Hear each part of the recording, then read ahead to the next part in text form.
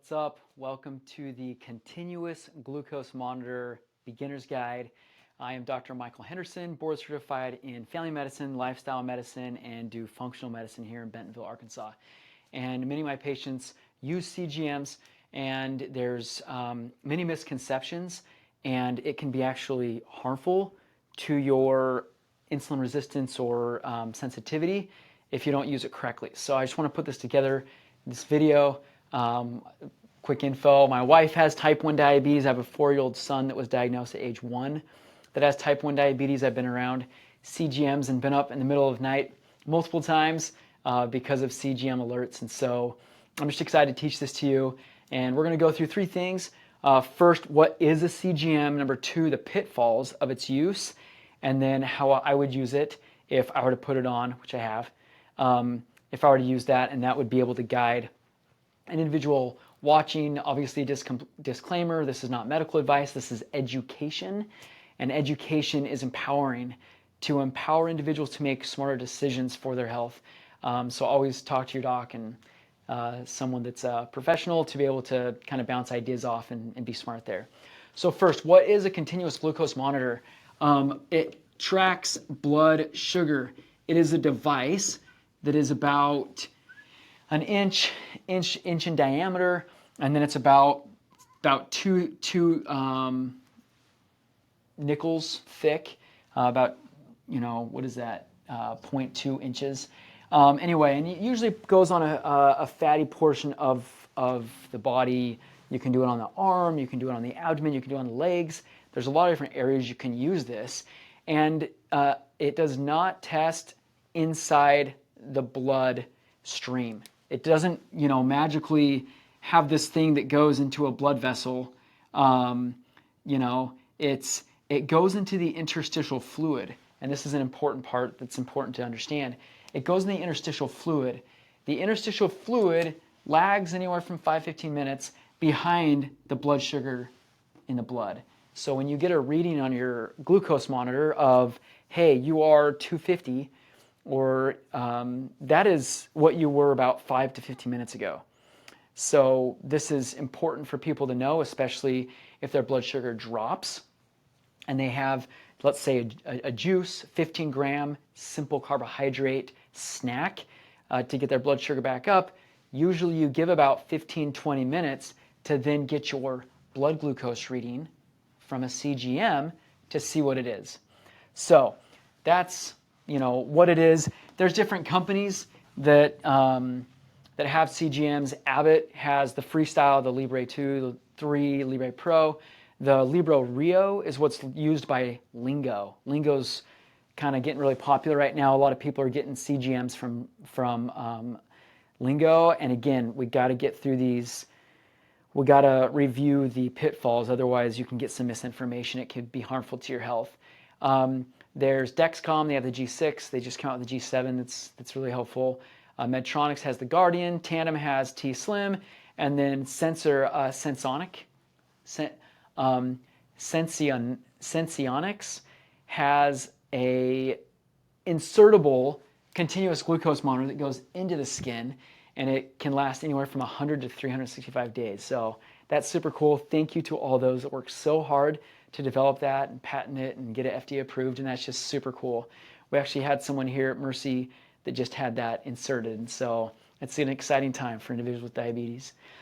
Okay, so here's some of the pitfalls, and this is kind of fun because we're going to talk about diabetes, but let me draw a little graph, and this is kind of what people will get when they get a CGM, is they'll get a graph, and on this graph, they're going to have a blood sugar range. That can be anywhere from like 80 to 120, 100 to 140. They just get a range, and then over time, they'll get a reading. And if they eat something and the blood sugar might go up a little bit, and it might go back down. Well, let me tell you a little analogy of diabetes, and this will help you understand how there's some pitfalls. So, diabetes, the way I think about diabetes, and this comes from other great minds in the area that kind of pulled this analogy together. But diabetes is like a little town with homes of people, families that are hungry, a pizza shop, and a key shop. And what happens, the families in the home are like, hey, I'm hungry. Call the pizza shop. Hey, we'd love, vegetarian whole wheat crust pizza. Just kidding. They just want a pizza. And so the pizza shop's like, all right, we'll make it. They make it and they say, what's your house? Okay, we'll get a key for it. And then the pizza delivery guy goes out, goes to the house, goes through the gate and unlocks the door with the key and delivers the pizza. Hunky dory. People are getting their pizzas. People are happy. Yada yada.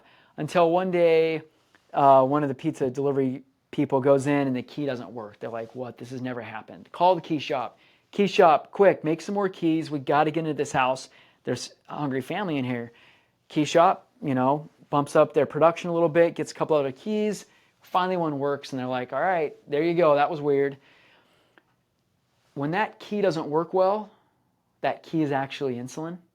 When that doesn't work well, you have insulin resistance. When that doesn't work over a long period of time, that is type 2 diabetes. Real quick, if that key shop dies and there's no keys, that's type 1 diabetes. So,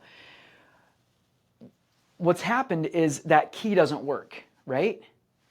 There's still, in the street, you're looking at the pizza delivery trucks and the actual numbers of pizzas in the street. That doesn't really change.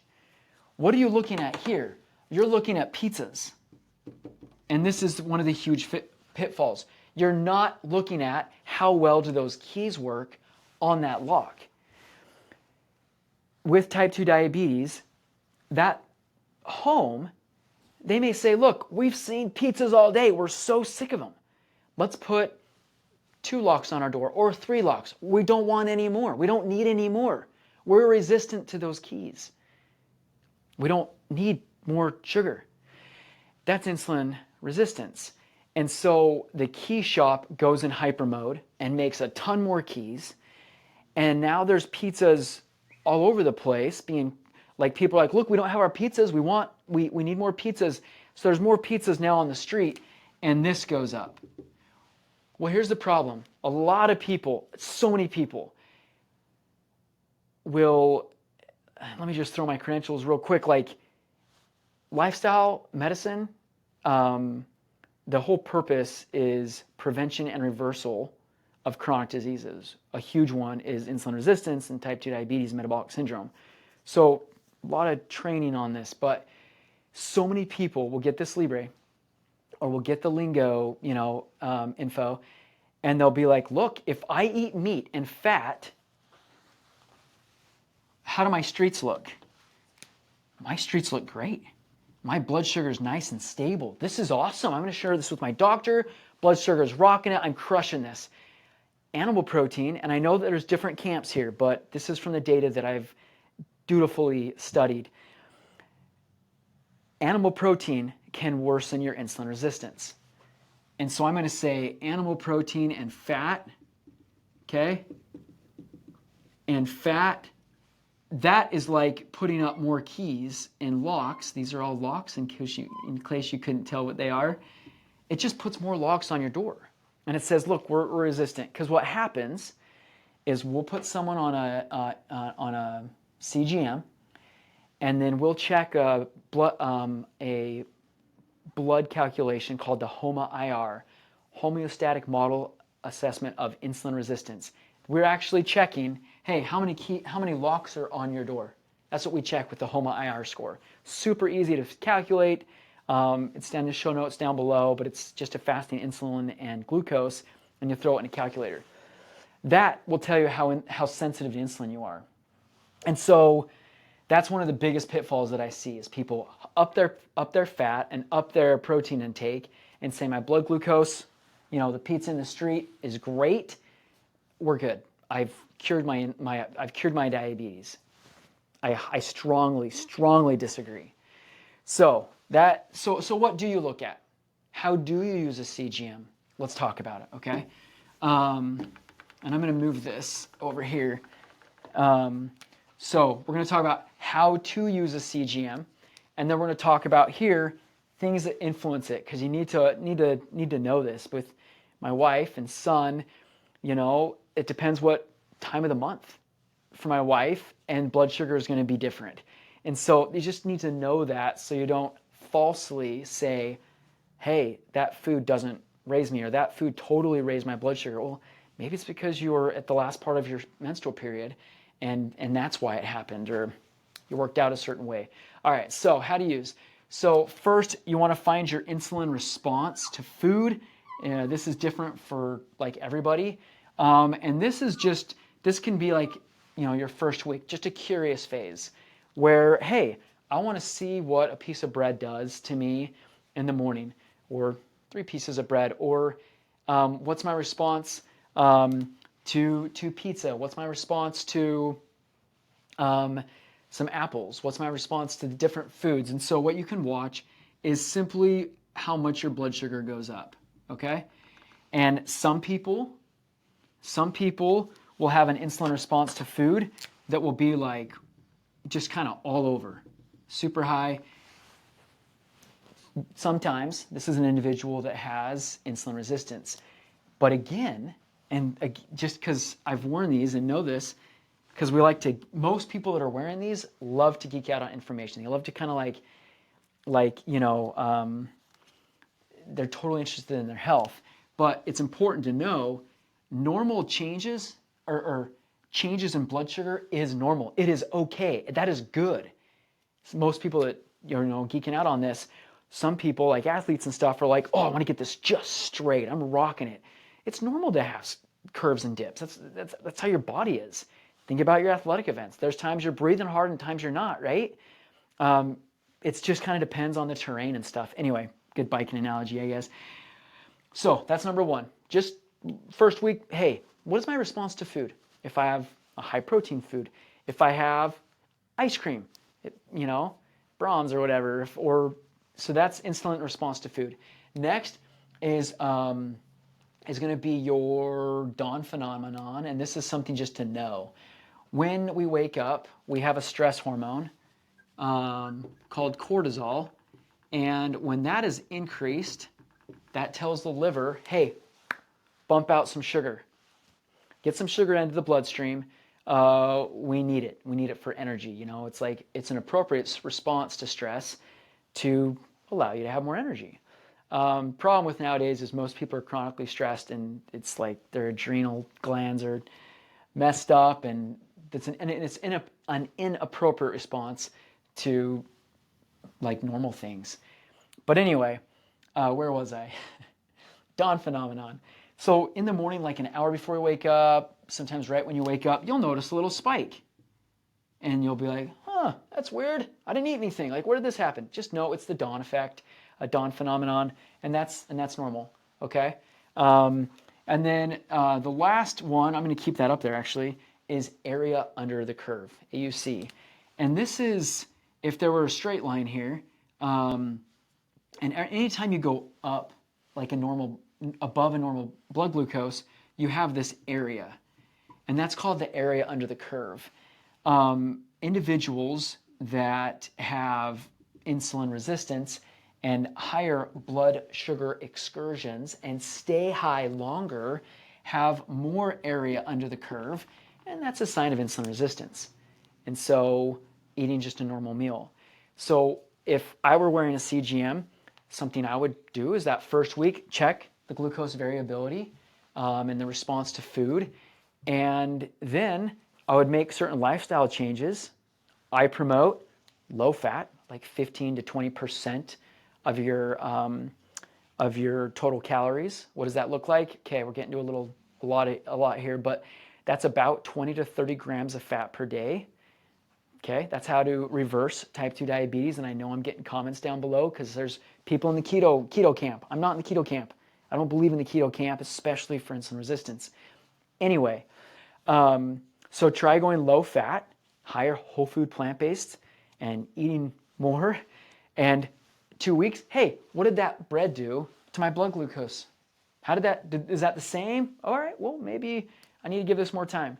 There's a study in Asia that actually put individuals on a low-fat, whole food plant-based meal plan, and individuals that were even on insulin reversed their type 2 diabetes in the sense that they didn't need insulin anymore. Okay, to technically reverse, with lifestyle, it takes 6 months of normal A1Cs, but that's semantics. But the point is, low fat can help people even sometimes get off insulin. So, talked about area under the curve. We talked about the glucose variability. We've also talked about the glucose response to food and the dawn phenomenon. Okay, so what affects blood sugar? And we're going to talk about these last couple things to know what affects blood sugar, and then share just a couple more things what I'd do if I had a CGM. We already talked about stress and the cortisol, and this is actually super cool. It's so fun to geek out on, because some people wear like a Whoop or a Fitbit or other things that will check their HRV, Apple Watch, and they can see their heart rate variability going down, like indication of stress, and their blood sugar go up. They're like, whoa, this is like real time. I'm looking inside my body. It's so cool. So stress is one. Let's go into muscles, and let's go into exercise. So muscles don't need keys to get pizzas. They don't need insulin to get that energy out of the bloodstream. Super cool, right? This is why some people will go on a walk 15 minutes after their biggest meal. Why? Because the muscles will suck up some of that glucose and use it. They say, hey, my blood sugar, my blood sugar's staying nice. The area under the curve's decreasing. That's because muscles are sucking up that blood glucose. They don't need that insulin to bring it into the cell. The more muscles you have, the more they can use up that glucose. So muscle mass is an important thing, especially if you're trying to reverse or not worsen your insulin resistance. Okay, and I have more videos on that, on how to increase your muscle mass. Undergrad was in exercise science, and I just love exercise stuff. So exercise kind of goes in the same. Do you hear that? That is a Dexcom alert. My son is somewhat high, and you don't need to know, you don't want to know this, but like, he was high and we were going to drop him off at a babysitter's, and what did I do? We played hide and go seek, run around the house together for 10-15 minutes to help bring his blood sugar down, because I had already given him adequate insulin. Looks like we should have played a little longer. So exercise, sure, let's go into menstrual period. So when you're in the last half of your menstrual period, that is when you are going to have higher blood sugars. The luteal phase is where the body is preparing itself to have a fertilized egg, implant in the uterus, and begin to build an embryo and a fetus and grow a baby. So maybe that's because you want more nutrients, right? Hey, let's get ready to have this baby, like have this embryo attach, and let's feed it all that we can. Might be one of the reasons. So menstrual period, you can say second 1/2. That's to know. If you have a CGM, that's what can go up. Foods, we could go on for hours about this. I love talking about food. Certain foods will increase blood sugar. You get into something called the glycemic index and the glycemic load, but in super simplicity, let's think of pizzas, right? Let's go back to that analogy. One is, if you have a pizza that's a dessert pizza made of sugar and more sugar and sugar, that's going to increase your blood sugar quickly. It's going to get right into the duodenum, and it's going to go like blood sugar, it's going to go right into the bloodstream and just skyrocket. What if you had 5 of those pizzas? That's like your glycemic load. That's a lot of glucose. That's all glucose that's going to like get in the bloodstream ASAP. So certain foods will increase, but you might have like ice cream and be like, hey, this isn't going up. Why? Because you have fat. And one of the reasons that fat doesn't allow glucose to spike so quick is after we eat a fatty meal or a higher protein meal, our stomach and small intestine say, whoa, slow down. Don't move through so quick. Let's absorb the fat first, digest that, right? And this is all taking time, so your blood sugar is stable, and then we'll start working on the sugar. And so it slowly goes up, okay? But again, fat can worsen insulin resistance. So foods. So what are foods that can help? Well, if you increase fiber. fiber can hold on to different particles and wait for it to be digested, because you're not going to get a high blood sugar on the CGM until you've taken food out of the small intestine into the bloodstream, right? And then into the interstitial fluid, right? That's where the CGM is picking it up. So you have these different steps before you can actually see it on your little monitor. That's so fun to wear. All right, so you want to increase your fiber. I'll just do like things that would help with reversing type 2 diabetes, okay? Let's just talk about that. So increase your fiber. 95% of Americans don't get the daily recommended intake, which is like 25, but I think that is so low. I think it should be up to like 50, but don't do that in one day. Just do like 20 for a week and then do 25 for a week, just like slowly up it. So increase fiber, decrease fat and animal protein. I didn't say animal protein is bad. I didn't say you should never eat it. I just said decrease it. Or I am saying that science has shown that if you decrease it, right? This isn't medical advice. All right, and foods, what else? Increase legumes. Legumes are incredible. Increase whole grains. And I'm just gonna write whole, because eating foods the way they were grown is magical. It's like listening to a one violin, scratchy violin playing versus a whole symphony and orchestra play an incredible sonata. It's like, oh, gives me chills. So good. When we eat like a highly processed grain, like, a bun, a white bread, something that's store-bought, doesn't even look like it claims that it has in it. That's like that one squeaky instrument where it's like, yeah, it's music. Yeah, it can work. The body's like, don't do that a lot. Whole food is like what it looks like as it grew. I'm grateful my son is I'm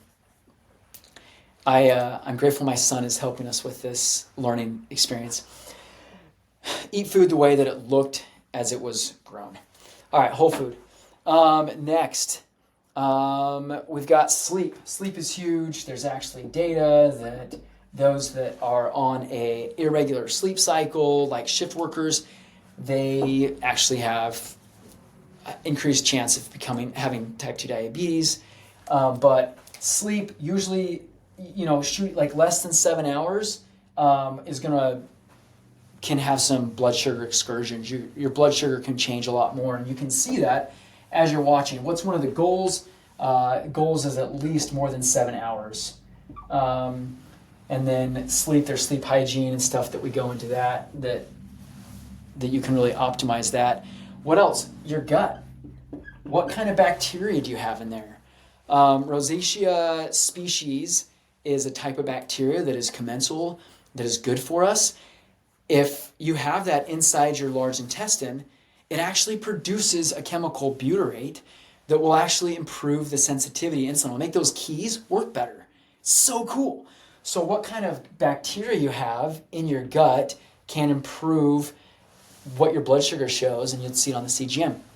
And that's what we do here at Trails to Health, is we actually do gut microbiome testing to see if you have the good bacteria or too many of the pathogenic or bad bacteria. So anyway, there's that. Also, supplements can change it. You've got cinnamon, you've got berberine, you've got magnesium, alpha lipoic acid, and then temperature, hydration status.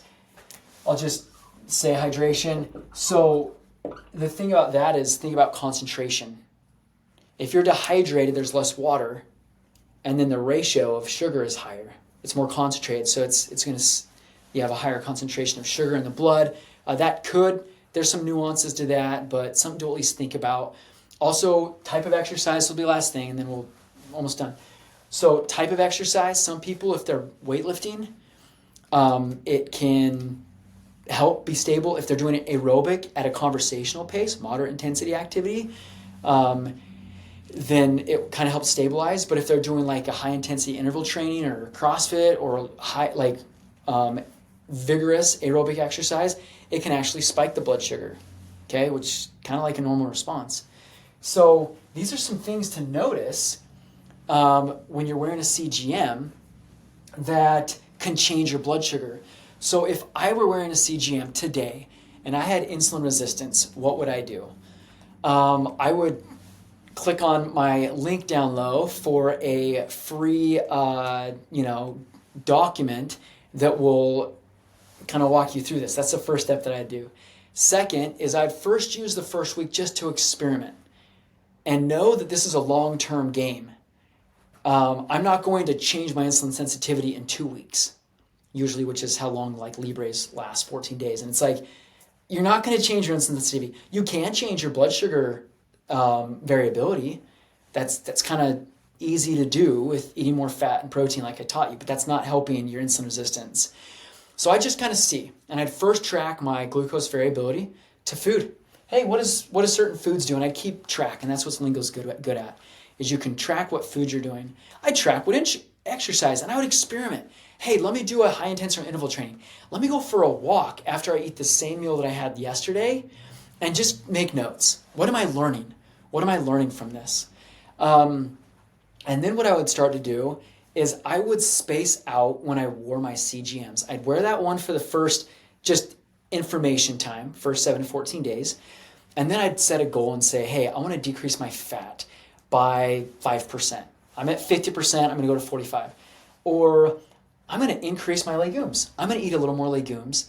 I'm going to have more whole grains. And I'd do that for a month. And then I'd slap that CGM on again, and I'd watch what it does for those same foods.